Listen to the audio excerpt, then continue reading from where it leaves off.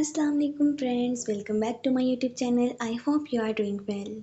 तो जैसा कि हम लोग अपनी पिछली वीडियो में देख चुके हैं कि किस तरह से अब मलीहा की मौत के बाद वजदान का रिएक्शन क्या था और नूरुल हुदा ने क्या किया और उनके बाबा जान का क्या हाल है। तो अब आइए हम लोग इसके आगे मज़ीद देखते हैं कि अब आगे क्या होने वाला है। अगर आपने अभी तक मेरे चैनल को सब्सक्राइब नहीं किया और आप लोग न्यू आए हैं तो प्लीज़ इसे सब्सक्राइब ज़रूर कीजिएगा, क्योंकि आपको इससे ज़्यादा जो है मज़े की वीडियोस देखने को आगे मिलेंगी। तो चलिए हम स्टार्ट करते हैं। पापा जान को मलीहा के मर जाने पर इतनी हैरत नहीं हो रही थी जितनी अपने ज़िंदा रहने पर हो रही थी। सर चेयर के पर लगाकर मलीहा की तस्वीर को देखते हुए वो अपने लौट जाने का सोग मनाते रहे। नया दिन तलू हो रहा था, लेकिन बाबा जान की जिंदगी के अंधेरों को रोशन करने जितनी ताकत अब किसी सूरज में नहीं थी। दस्तक दिए बगैर नूरुल हुदा दरवाज़ा खोल कर अंदर आई थी और चलते हुए बाबा जान के सामने जा खड़े हुए। बाबा जान ने उनकी तरफ देखा और उन्होंने बाबा जान के भीगे चेहरे को, आप क्यों रो रहे हैं बाबा जान? उन्होंने हैरत से इस्तफसार किया। बेटी की मौत का दुख तो आपको हो नहीं सकता, तो क्या ये खुशी के आंसू हैं? क्या कह रहे हो? उनकी तो जैसे किसी ने गर्दन पर छुरी फेर दी हो। मर जाओगी तो तुम्हें कंधों पर उठाकर अपने हाथों से दफनाऊंगा। नूरुल हुदा ठहर ठहर कर बोले।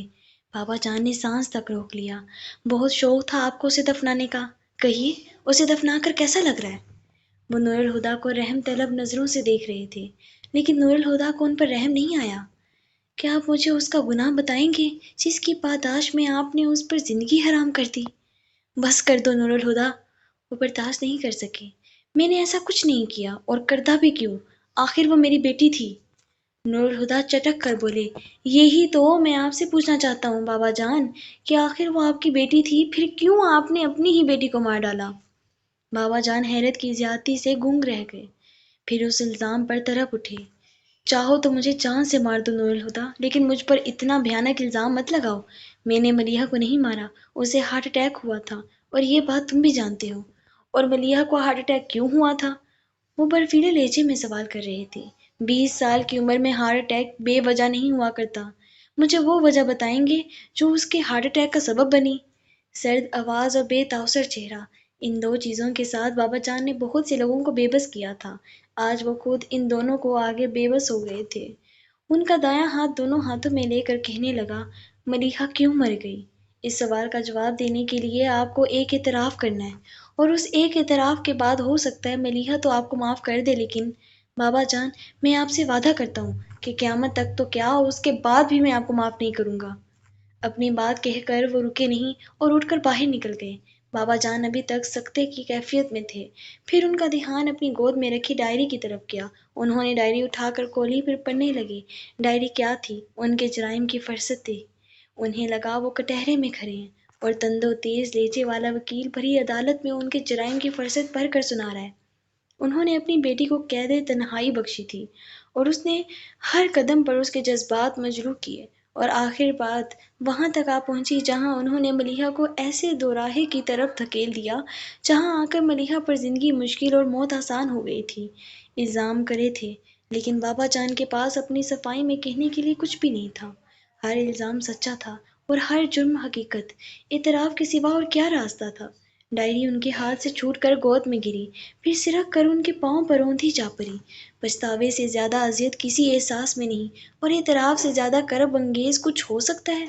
वो भीगी आंखों के साथ चिल्लाने लगे, मैंने मलीहा को मार डाला, मैंने अपनी ही बेटी की जान ले ली। कोई है जो मुझ जैसे जालिम बाप की गर्दन उतार दे, जिसने अपनी औलाद का खून किया हो? मार डाला मैंने अपनी बच्ची को, अपनी बेटी का कातिल हूँ मैं। मेरी मलीहा मेरे हाथों मर गई, लोगों मुझे मार डालो। उनकी आवाज़ कमरे की दीवार से टकरा कर गूंजी थी। फजर की अजानों के साथ कराची के मुसाफात में जिंदगी मामूल के मुताबिक जाग उठी थी। चाचा होटल के मालिक चाचा रोज की तरह अपनी भैंसों का दूध निकाल कर छोटे की हमराही में तरके की पहुंच गए, ताकि ताकि ग्राहकों के आने से पहले उनके नाश्ते का बंदोबस्त हो सके। वैसे भी इस होटल पर ग्राहक बहुत आते थे। एक तो वजह ये थी कि होटल हाईवे के साथ था, दूसरे आसपास 50 किलोमीटर तक कोई दूसरा होटल भी नहीं था। इसलिए हाईवे से गुजरने वाले ट्रक ड्राइवरों का पेट पूजा के लिए चाचा होटल में ही रुकना पड़ता था। चाचा तो दूध की बाल्टियां साइड पर रख कर थरे पर बैठा गरारे करने लगा और छोटा चारपाइयों को बाजियाब कराने के लिए किचन के ताले को दरवाज़ा खोलने लगा। तभी उसकी नज़र तंदूर के साथ रखे लकड़ियों के ढेर पर पड़ी। उसे वहां कोई छुपा हुआ नजर आया। उसने फस फस की आवाज लगाकर चाचा को मुतवज्जा करके लकड़ियों के ढेर की तरफ इशारा किया। चाचा ने आंखें सुकेर कर ढेर की तरफ देखा, फिर किसी की झलक पाकर वो थरे उतर आया। वो पहलवान था। उसने छुपे हुए से डरने की जरूरत महसूस नहीं की और उसके सर पर पहुंचकर उसका शाना दबोच लिया। हाँ भाई, बोल कौन है तू और इधर घुसा क्यों आ रहा है? हुश! उसने फौरन मुंह पर उंगली रखकर उसे चुप होने को कहा। फिर इधर उधर देखकर उसके कान के पास सरगोशी की। आहिस्ता बोलो, नहीं तो उन्हें पता चल जाएगा कि मैं यहाँ छुपा हुआ हूँ। किसको पता चल जाएगा? चाचा उसी के लहजे में बोले। वो जो अंदर है। उसने किचन के दरवाजे की तरफ इशारा किया। छोटे ने डर के मारे ताला हाथ से छोड़ दिया और दरवाजे से 2 कदम पीछे हटकर खड़ा हो गया। दरवाजे पर तो ताला है, फिर कोई अंदर कैसे जाएगा? चाचा बोला। वो दरवाजे से नहीं गई। फिर? चाचा ने चौंक कर पूछा। वो वहां से अंदर गई हैं। चाचा और छोटे ने उसके हाथ के इशारे की तरफ देखा तो हंस पड़े। ओए, वो यहाँ से अंदर गई हैं, कमाल हो गया। चाचा ने रोशनदान की तरफ देखकर हंसते हुए कहा, जिसमें कोई बच्ची भी मुश्किल से गुजरती, और उसकी बातों से तो लगता था वो किसी खातून का जिक्र कर रहा है। हाँ, वो संजीदगी से बोला। तुम उन्हें बताना नहीं कि मैं यहाँ हूँ। अगर उन्हें पता चला तो वो भाग जाएंगी। चल नहीं बताते, पर हमारे मिलने पर तो पाबंदी नहीं है। ओ छोटे, ताला खोलो। वो बदसतूर मजाक उड़ाते हुए छोटे से बोला, जिसने ताला तो खोल दिया लेकिन दरवाजा बरा रहने दिया। तो उसी लिए छोटा है। चाचा उसके खौफ पर उसे मलामत करता किचन का दरवाजा खोल कर अंदर चला गया। छोटा भी खौफजदा होता अंदर आया, फिर वहां तो कोई नहीं था। उसने सुख का सांस लिया और चारपाइयां बाहर बिछाने लगा। उसने ओट में होकर अंदर झांका, फिर उन्हें वहां ना पाकर वो किचन में आ गया। वो कहाँ चली गई? ओ भैया, यहाँ कोई नहीं है। नहीं, वो इधर ही थी। मैंने खुद देखा था। वो सरा कर उस वो सड़क क्रॉस करके नहीं आई। फिर तंदूर पर चढ़कर उन्होंने रोशनदान से अंदर छलांग लगा ली। वो जरूर मुझसे छुप रही हैं, उसने कहा, फिर पलटें उठा कर देखता और गिलास झाड़ता हुआ उन्हें ऐसे तलाश करने लगा जैसे सुई हो। देख, रोशनदान से छलांग लगाकर अंदर आई थी, अब रोशनदान से छलांग लगाकर बाहर चली गई होगी। ऐसा कर, तू उसे बाहर जाकर ढूंढ। जा शाबाश, उसने बचकार कर कहा। इधर वो भी उनको ना पाकर मायूस हो गया। वो बाहर आ गया और सड़क पर आंखें घुमा घुमा कर देखता, जैसे अंदाजा करने लगा कि वो किधर गई होंगी। फिर एक सीमत का तायन करके दौड़ पड़ा। जूते न जाने कब उसके पैरों से निकल गए थे। वैसे भी रात भर जागने की वजह से वे उसके जख्मी पांव जूता पहनने के काबिल रहे भी नहीं थे। वो नंगे पांव सड़क पर भागता चला जा रहा था। चाचा, ये कौन था? छोटे ने सवाल किया। पागल था बेचारा, चाचा ने कहकर चारपाई उठाई और बिछाने के लिए बाहर ले आया। रात आफाक के आने के बाद साजिद भी जल्द ही पहुंच गया था। सारी रात बुजदान की तलाश जारी रही। दस्तकें होती रहीं, फोन बजते रहे, मगर ला हासिल। इतना तो बता आयशा, आखिर हुआ क्या था? मुस्तफ़ा अजीम के लहजे में थकन थी। कितनी बार कहूँ मुस्तफ़ा साहब कि कुछ नहीं हुआ था। वो जब घर आया तो पहले से ही परेशान था, बल्कि वो तो कई दिनों से मलिहा वाले मामले पर अपसेट था। मुझसे देखा नहीं गया और उससे कहा मलिहा से शादी कर ले। मुझे कोई एतराज़ नहीं है। फिर मैं उसके लिए खाना लेने चली गई। वापस आई तो वो गेट से बाहर निकल रहा था, और बस इससे ज्यादा मुझे कुछ मालूम नहीं।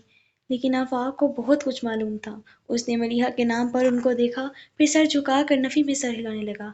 अब्बू, मैं सोच रहा था कि हमें अस्पतालों में देख लेना चाहिए, कहीं कोई हादसा ना हो गया हो। कुछ दिन पहले के वाक़ये को नज़र में रखते हुए मुज़म्मिल ने कहा तो साजिद ने तायीद करने लगा। बिल्कुल ठीक कहा मुज़म्मिल भाई, हमें इस इम्कान को नज़रअंदाज नहीं करना चाहिए। तो फिर चलें? आफाक उठते हुए बोला तो बाकी तीनों भी फौरन ही उठ गए। फिर शहर का कोई अस्पताल और क्लिनिक ऐसा नहीं बचा था जहां उन लोगों ने वजदान को तलाश नहीं किया हो। लेकिन वो कहीं नहीं मिला। घर लौटने पर उनके मायूस चेहरों को देखकर आयशा बेगम ने नम आंखों से अपने शोहर को देखते हुए कहा, कमाल है मुस्तफ़ा साहब, मैं माँ हूँ फिर भी जिस वक्त से आप गए हैं मुस्तकिल दुआ कर रही थी कि काश मेरे बेटे का एक्सीडेंट ना हो गया, और आप बाप होकर भी बेटे को लिए बगैर आ गए हैं। मुस्तफ़ा अजीम ने उनकी तरफ देखा, फिर नजरें चुराते हुए सर पकड़ कर बैठ गए। किसी ख्याल के तहत मुजम्मिल ने अनीका को मुखातिब किया। अनीका, तुम देहान से बुजदान के कमरे की तलाशी लो, शायद वो अपना कोई सुराग छोड़ गया हो। आपके कहने से पहले ही मैं ये काम कर चुकी हूँ और मुझे उसके कमरे में ऐसी कोई चीज़ नहीं मिली। अलबत्ता। इतना बोलकर वो चुप हुई तो मुजम्मिल फौरन बोला, क्या? وجدان کا CNIC، اس کا ڈرائیونگ لائسنس اور چیک بک وغیرہ سب غائب ہے۔ میں نے باقی جگہ بھی چیک کیے ہیں مگر نہیں ملے۔ وہ جو کہنا چاہتی تھیں سب پل میں سمجھ گئے۔ اس کا مطلب وجدان اپنے ضروری ڈاکومنٹس اور چیک بک ساتھ لے کر گیا ہے، اور اگر ایسا ہے تو وہ جہاں بھی گیا ہے یقیناً واپسی کے ارادے سے نہیں گیا۔ ساجد پریشان کن لہجے میں بولے۔ مصطفیٰ عظیم تو کچھ کہنے لائق ہی نہیں رہے، اور عائشہ بھی دوپٹہ منہ میں چھپا کر سسنے لگی۔ آفاق نے انیکا سے پوچھا، اس کے استعمال کی چیزوں میں اور کیا غائب ہے؟ اور تو کچھ بھی نہیں، اس کے کپڑے، جوتے اور باقی سامان سب اپنی جگہ پر ہیں، بلکہ اس کا والیٹ بھی مجھے بیڈ کے دراز میں رکھا ملا تھا، اور تو اور وہ ملیحہ کی تصویریں بھی گھر پر چھوڑ کر گیا ہے۔ ملیحہ کی تصویریں؟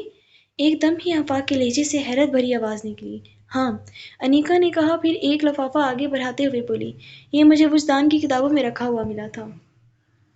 آفاق سے پہلے مزمل نے وہ لفافہ اس کے ہاتھ سے لے کر تصویریں نکالیں اور ایک تصویر پکڑ کر باقی مصطفیٰ عظیم کے ہاتھ میں دے دی۔ ساجد نے ان کے ہاتھ سے 2 تصویریں لے کر ایک آفاق کو دی اور ایک خود دیکھنے لگا۔ پہلی نظر میں وہ پہچان گیا کہ یہ وہی تصویریں تھیں جو وجدان نے اس کے کیمرے سے کھینچی تھیں، مگر اسے تردد ہوا، یہ کیسے معلوم ہو کہ یہ ملیحہ ہے؟ عائشہ مصطفیٰ نے تصویروں کی طرف ہاتھ نہیں بڑھائے، وہ یقیناً تصویریں پہلے ہی دیکھ چکی تھیں۔ تم کیسے کہہ سکتی ہو کہ یہ ملیحہ کی تصویریں ہیں؟ مصطفیٰ عظیم نے وہ سوال کیا جو سب کے ذہنوں میں تھا۔ میں ملیحہ سے مل چکی ہوں، اس نے بم پھوڑا تھا۔ سب کے منہ حیرت سے کھل گئے۔ مزمل نے سرسراتے لہجے میں پوچھا، کب؟ وہ بتانے لگی، جس دن وجدان کا ایکسیڈنٹ ہوا تھا وہ وجدان سے ملنے گھر آئی تھی، اور اس نے خود بتایا تھا کہ وہ ملیحہ فاروقی ہے۔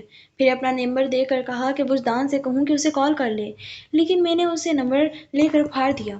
ویسے اب تو یہ بات صاف ہو چکی ہے کہ وجدان گھر چھوڑ کر چلا گیا ہے۔ بے دلی سے ملیحہ کی تصویر ٹیبل پر ڈالتے مزمل کے لہجے میں مایوسی تھی۔ میرا خیال ہے اب ہمیں پولیس کی مدد لینی چاہیے، شاید وہ اسے ڈھونڈ سکیں۔ مصطفیٰ عظیم کے چہرے پر ویرانی مستقل ڈیرا چال چکی تھی۔ وہ کمزور سے لہجے میں کسی کو مخاطب کیے بغیر بولے تھے۔ لاؤنج میں بیٹھا ہر شخص ان کے اندر کی تھکن کو محسوس کر کے سر جھکا گیا۔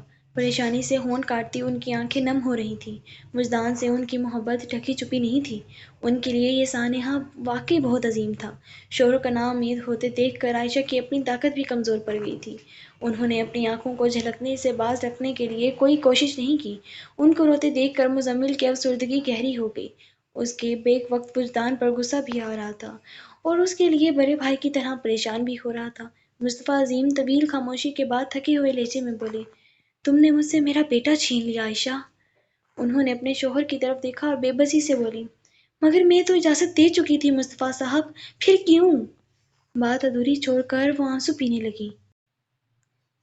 آج کے لیے اتنا ہی، کیونکہ آج ٹائم تھوڑا سا کم رہ گیا تھا اور کسی ضروری کام کی وجہ سے میں اس کو کمپلیٹ نہیں کر پا رہی۔ تو اگر آپ چاہتے ہیں کہ میں اسے آگے اپنی ایپیسوڈز کو کنٹینیو کروں تو پلیز میرے چینل کو سبسکرائب کیجیے گا، لائک کیجیے گا اور شیئر کیجیے گا۔ اللہ حافظ۔